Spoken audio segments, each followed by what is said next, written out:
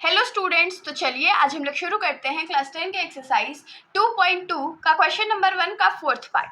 तो इसके जो 3 पार्ट थे हमने अलग अलग वीडियो में कवर कर चुका है। तो हम लोग को इस क्वेश्चन में करना क्या है, गिवन जो क्वाड्रेटिक इक्वेशन है हम लोग को सबसे पहले उसको सॉल्व करके उसका जो जीरोज है वो निकालना है, मतलब यू का जो वैल्यू आएगा वो निकाल लेना है, और उसके बाद हम लोग को इसका जो कोएफिशिएंट्स के साथ रिलेशन है वो वेरीफाई करके बताना है। तो चलिए हम लोग शुरुआत करते हैं। तो देखिए, ये जो हमारा क्वाड्रेटिक इक्वेशन है इसमें हम लोग मिड टर्म स्प्लिटिंग नहीं यूज़ कर सकते। क्यों नहीं यूज़ कर सकते हैं?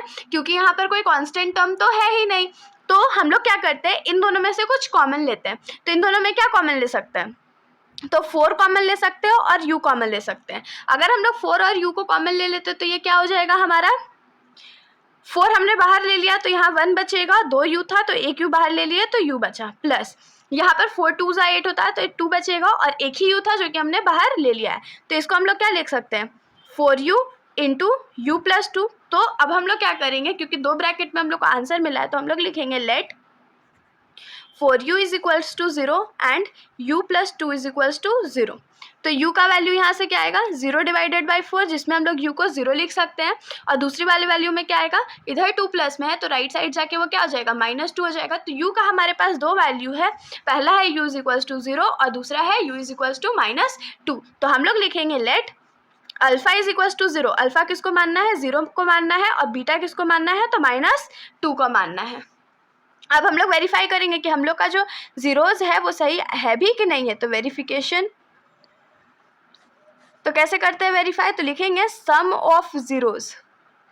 सम ऑफ जीरोज क्या होता है, तो अल्फा प्लस बीटा होता है। तो अल्फा प्लस बीटा क्या हो जाएगा, 0 प्लस -2 जो कि हो जाएगा -2। और सम ऑफ जीरोज का रिलेशन इक्वेशन के साथ क्या होता है या कोएफिशिएंट के साथ क्या होता है, तो sum of zeros is equals to हमारा होता है -b/a। तो माइनस है, अब b का वैल्यू हमारे पास क्या है देखते हैं हम लोग इक्वेशन में। आइए, यहाँ पर a का वैल्यू हमारा 4 है, b का वैल्यू 8 है और c का तो कोई वैल्यू नहीं क्योंकि कोई कांस्टेंट टर्म है ही नहीं तो वो 0 है। तो b का वैल्यू हमारे पास क्या है, 8 है, बाई a का वैल्यू क्या है, 4 है। तो देखिए ये दोनों कट गया तो हमारे पास क्या आ गया, -2। यहाँ पर भी सम ऑफ जीरो सेम है, यहाँ पर भी सम ऑफ जीरो सेम है। तो ये क्या हो जाएगा, therefore alpha plus beta is equals to -b/a is equals to -2 हो जाएगा। मतलब ये जो सम ऑफ जीरोस था वो वेरीफाई हो चुका है। अब हम लोग प्रोडक्ट ऑफ जीरोस को वेरीफाई कर लेते हैं।